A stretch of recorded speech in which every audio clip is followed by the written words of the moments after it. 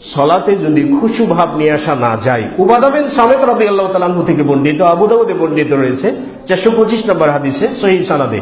আলবানী রাহিমাহুল্লাহ সহিহ বলছেন, তিনি বলেন উবাদা বিন সামিত রাদিয়াল্লাহু তাআলা আনহু থেকে বর্ণিত, তিনি বলেন সামি'তু রাসূলুল্লাহ, আমি আল্লাহর রাসূলের কাছে শুনেছি, তিনি বলেছেন খামসু সালাওয়াতিন ইফতারাদাহুন্না আল্লাহু সুবহানাহু ওয়া তাআলা, 5 ওয়াক্ত সালাত আল্লাহ তাআলা ফরজ করে দিয়েছেন। মান আহসানা উযুআহুন্না, যে ব্যক্তি সুন্দর করে ওযু করবে, ওয়া সাল্লাহুন্না লিওয়াক্তিহিন্না, এবং সালাতগুলো আদা করবে যথাযথ সময়ে, ওয়া আতাম্মা রুকুআহুন্না, রুকু পরিপূর্ণ করবে, ওয়া খুশুআহুন্না, এবং সালাতের বিনয়ী ভাব এটাও পূর্ণরূপে সালাতের মধ্যে নিয়ে আসবে। যদি কেউ সালাতে খুশু ভাব নিয়ে আসতে পারে তাহলে কান আলাল্লাহি আহদুন আইয়াগফিরা লাহু সুবহানাহু ওয়া তাআলা, আল্লাহর কাছে প্রতিশ্রুতি রয়েছে তিনি তাকে ক্ষমা করবেন বাধ্যতামূলক। যদি কেউ খুশু ভাব সালাতে নিয়ে আসতে পারে তো আল্লাহর কাছে প্রতিশ্রুতি আছে, তিনি ওয়াদাবদ্ধ, আর আল্লাহ রাব্বুল আলামিন তো তিনি কখনো ওয়াদা ভঙ্গ করেন না। তিনি ওয়াদা ভঙ্গ করলে মাখলুককে ওয়াদা ভঙ্গের জন্য শাস্তিও দিতে পারবেন না। তো তিনি কখনো ওয়াদা ভঙ্গ করেন না, তিনি প্রতিশ্রুতি দিয়েছেন সালাতের মধ্যে কেউ যদি খুশু ভাব নিয়ে আসে তাহলে অবশ্যই তিনি তাকে ক্ষমা করবেন। মান লাম ইয়াফআল, যে ব্যক্তি সালাতে যত্নবান নয়, সালাতে খুশু ভাব নিয়ে আসতে না পারবে, আল্লাহর কাছে প্রতিশ্রুতি নেই ইনশাআ গফারা লাহু, যদি চান তাকে ক্ষমা করবেন, না চাইলে তাকে জাহান্নামে দেবেন। ইমাম ইবনে তাইমিয়া রাহিমাহুল্লাহ বলছেন মাজমুউল ফতোয়ার 22 খণ্ডের 553 পৃষ্ঠায় উল্লেখ করেছেন যে মান লাম ইয়াতমাইন্না ফিস সালাত, যে ব্যক্তি সালাতের মধ্যে ইতমিনান না হতে পারবে, মানে সালাতের মধ্যে মনোযোগ না দিতে পারবে, লাম ইয়াসকুন, সে ব্যক্তি সালাতে নিশ্চুপ থাকতে পারবে না। ওমান লাম ইয়াসকুন ফিস সালাত, আর যে ব্যক্তি সালাতে নিশ্চুপ নিস্তব্ধ না থাকতে পারবে, লাম ইয়াখশা রুকুআহু ওয়ালা সুজুদাহু, সে ব্যক্তি তার রুকু সিজদাকে কখনোই মনোযোগের সঙ্গে খুশুর সঙ্গে আদা করতে পারবে না। ওয়ামান লাম ইয়াখশা, আর যে ব্যক্তি খুশু খুজুর সাথে সালাত আদা না করতে পারবে, কানা আতিমান আও আসিয়ান, সে ব্যক্তি পাপী এবং নাফরমান।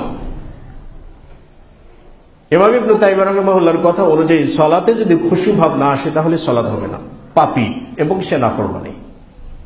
এখন কতগুলো বিষয় আছে কিভাবে আমরা আমাদের সালাতের মধ্যে খুশু ভাব নিয়ে আসবো, বা কিভাবে আমরা বুঝতে পারবো যে আসলে সালাতের ভিতরে আমাদের যত্ন আছে, আমরা খুশু ভাব নিয়ে এসেছি, আমরা বিনয়ী নম্রতা সহকারে সালাত আদা করছি, আমরা কিভাবে বুঝবো? এটা প্রথম ধাপ হিসাবে বলা যেতে পারে আল ইস্তি'দাদু লিস-সালাতি বিত-তাহারাতি ওয়াত-তানজিফি ওয়া লুবসিল জাদিদি, সালাতের জন্য পূর্ব প্রস্তুতি গ্রহণ করা, অর্থাৎ পূর্ণাঙ্গ পবিত্রতা অর্জনের মাধ্যমে, পূর্ণাঙ্গ ওযু করার মাধ্যমে, সুন্দর পোশাক, পবিত্র পোশাক পরিচ্ছদ করার মাধ্যমে সালাতের জন্য আলাদা প্রস্তুতি গ্রহণ করা, এটি হচ্ছে প্রথম পদক্ষেপ। ধরে নিন সালাতে দাঁড়ানোর জন্য রেডি, এখন গেছি ওযু করার জন্য, ওযু করতে যে ধাপধুপ করে 2-4 জায়গায় পানি দিলাম, পায়ের গোড়ালি শুকনো হয়ে আছে, এ ব্যক্তির দ্বারা কখনো খুশু ভাব নিয়ে আসা সম্ভবপর নয়।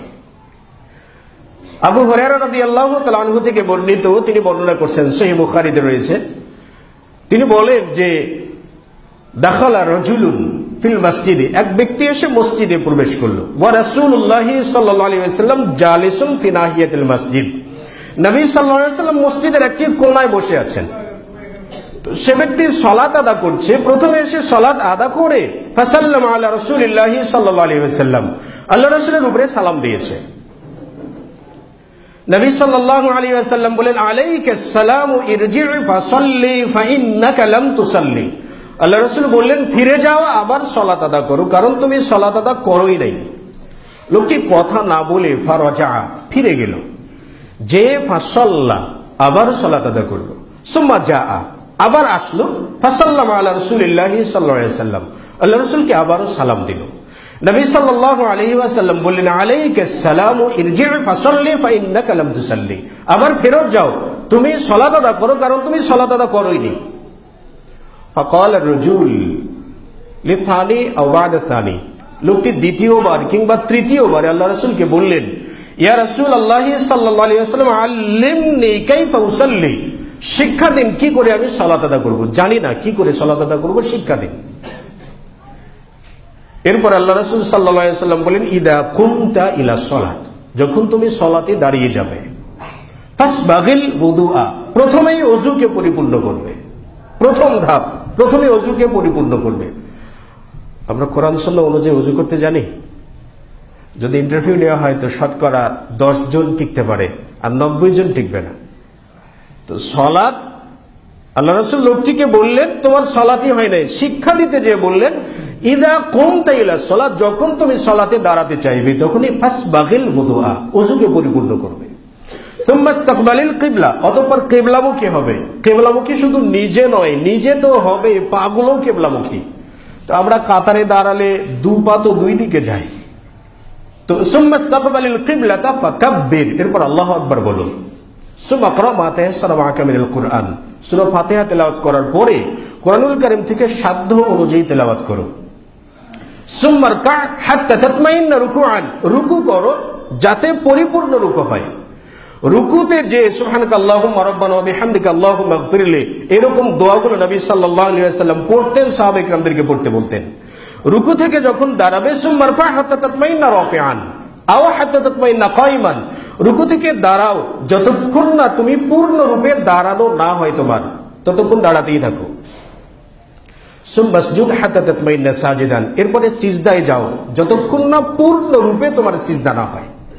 সুম্মা রফা হাত্তা তাতমাইন্না জালিসান, সিজদা থেকে উঠে পড়ো যতক্ষণ না তোমার সিজদা পূর্ণ রূপে না হয়, বসা পূর্ণ রূপে না হয়। এরপরে আবার সিজদায় যাও পূর্বের সিজদার মতোই যত্ন সহকারে। সুম্মা ফাআল যালিকা আলা সালাতিকা কুল্লিহা, অতঃপর এই নিয়ম তান্ত্রিক ভাবেই তুমি তোমার সমগ্র সালাতকে আদা করবে। তাহলে রুকুতে যত্নবান হতে হবে, সিজদায় যত্নবান হতে হবে, কিয়ামে যত্নবান হতে হবে, প্রত্যেকটা জায়গায় বিনয়ী নম্র ভাবটা নিয়ে আসতে হবে। এক কথাই হচ্ছে সালাতে যখন দাঁড়িয়ে গেলাম তখন আমি দুনিয়ার কেউ নেই, দুনিয়াতে আমার কিছু নেই, একমাত্র আল্লাহ রাব্বুল আলামিন আমার, আমি তার সামনেই দাঁড়িয়েছি, এছাড়া দুনিয়ার আর কোনো ধ্যান খেয়াল নেই। মানে একটা কাল্পনিক কথা মনে পড়ে গেল, এক ব্যক্তি হাট বাজার করে এসেছে, মানে কিছু ঘাস বা এ জাতীয় কিছু নিয়েছে, তো নিয়ে এসে বস্তা বন্দি করে মানে একটা ভাড়ে করে নিয়ে আসছে। আরেকজন ব্যক্তি ঘোড়া নিয়ে এসেছে মসজিদের সামনে, আরেকজন মৌলানা সাহেব মানে মাথায় টুপি আছে, এরকম 3 শ্রেণীর ব্যক্তি মসজিদের সামনে উপস্থিত। 3 জনে উযু করে মসজিদে গেছে। উযু করে মসজিদে যাওয়ার পরে যখন সিজদায় চলে গেছে তখন এই যে একজন ব্যক্তি তো ঘাসওয়ালা ছিল, আরেকজন ব্যক্তি ঘোড়াওয়ালা। তো ঘাসওয়ালা ব্যক্তি ঘোড়াওয়ালাকে বলছে, আরে ভাই তোমার ঘোড়া কি ছুটে যে আমার ঘাসগুলো কি খেয়ে ফেললো নাকি, বিপদে পড়ে গেলাম। ঘোড়াওয়ালা বলছে, আরে ভাই তোমার ঘাসের লোভে কি আমার ঘোড়া কি ছুটে গেল, রশি ছিঁড়ে গেলে পাবো কোথায়। ইমাম সাহেব সিজদা থেকে বলছে, আরে ভাই সালাতের মধ্যে কথা বলা হয় না। আসলে আমাদের পরিস্থিতি হয়তো বা যদিও ঘটনাটা কাল্পনিক, কিন্তু বিষয়টা এরকমই দাঁড়িয়েছে। 1 মিনিটে যদি 4 রাকাত সালাত আদায় করি, রুকু আর সিজদার মাঝে যদি কোনো পার্থক্যই না থাকে, এই সালাত আর ওই 3 জন ব্যক্তির সালাত মোটামুটি কাছাকাছি, হয়তো একেবারেই একাকার নয়, তবে কাছাকাছি। তো আসলে সালাত কেমন হওয়া উচিত, আল্লাহ রাসূল সাল্লাল্লাহু আলাইহি ওয়াসাল্লাম তাকে শিক্ষা দিলেন সালাত কিভাবে আদা করতে হয়। মুসনাদে আহমদে 22,642 নম্বর হাদিসে উল্লেখ করা আছে, আন আব্দুল্লাহ ইবনে আবি কাতাদা আন আবিহি, আব্দুল্লাহ বিন আবি কাতাদা মানে আবু কাতাদার পুত্র আব্দুল্লাহ বর্ণনা করছেন তার বাবা থেকে। তিনি বলছেন যে নবী সাল্লাল্লাহু আলাইহি ওয়াসাল্লাম বলছেন, আসওয়াউন নাসি সারাকাতান, সবচাইতে মারাত্মক চোর হলো ওই ব্যক্তি আল্লাযী ইয়াসরিকু ফি সালাতিহি, যে ব্যক্তি তার সালাত চুরি করে, সে ব্যক্তির চাইতে বড় কোনো আর চোর পৃথিবীতে নেই।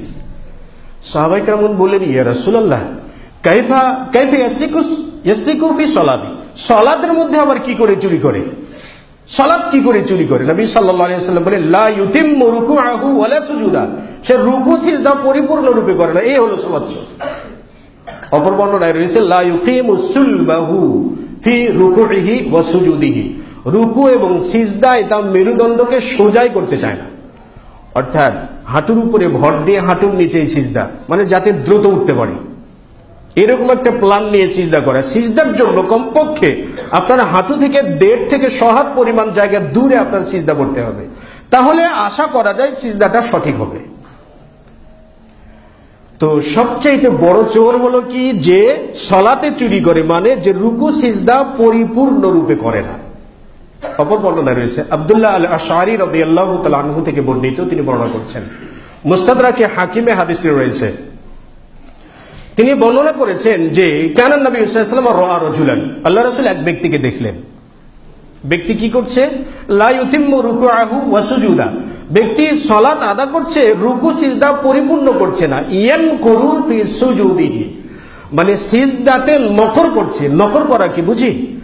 নকর, নাকরুন শব্দের অর্থ হচ্ছে ঠুকানো, ঠুকানো বা মাথা ঠুকানো। যেমন বাড়িতে কারো মুরগি আছে কিংবা কারো কবুতর আছে, তো কবুতরের বাসায় যদি আমরা কিছু খাবার রাখি, খোদ বা যাই কিছু আমরা যদি রাখি, এখানে প্রত্যেকবার ঠোকর দিয়ে, প্রত্যেকবার মাথা ঠোকর দিয়ে বাড়ি দিয়ে একটি করে দানা কবুতর নেই। এই প্রত্যেকবার ঠোকর দেওয়া বা প্রত্যেকবার দানাতে আঘাত করাকে বলে নাকার আরবি ভাষায়।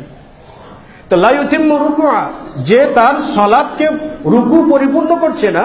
আর ইয়ানকুরু ফি সুজুদিহি, সিজদাতে আবার নকুর মানে পাখির মতো মাথা ঠুকানোর মতো ঠুকাচ্ছে। এই ব্যক্তিকে আল্লাহ রাসূল সাল্লাল্লাহু আলাইহি ওয়াসাল্লাম দেখলেন। সুম্মা ক্বালা, তারপর আল্লাহ রাসূল সাল্লাল্লাহু আলাইহি ওয়াসাল্লাম বললেন, হাদার রাজুল লাউ মাতা, লোকটা যদি মারা যায়, ফি হালিহি হাদিহি, এই অবস্থায়, মানে যে অবস্থায় সালাত আদা করছে এই অবস্থায় যদি সে মারা যায়, তাহলে মাতা আলা গায়রি মিল্লাতি মুহাম্মাদিন সাল্লাল্লাহু আলাইহি ওয়াসাল্লাম, তাহলে সে মুহাম্মদ সাল্লাল্লাহু আলাইহি ওয়াসাল্লামের আনিত ধর্ম ছাড়া অন্য ধর্মের উপরে মারা যাবে।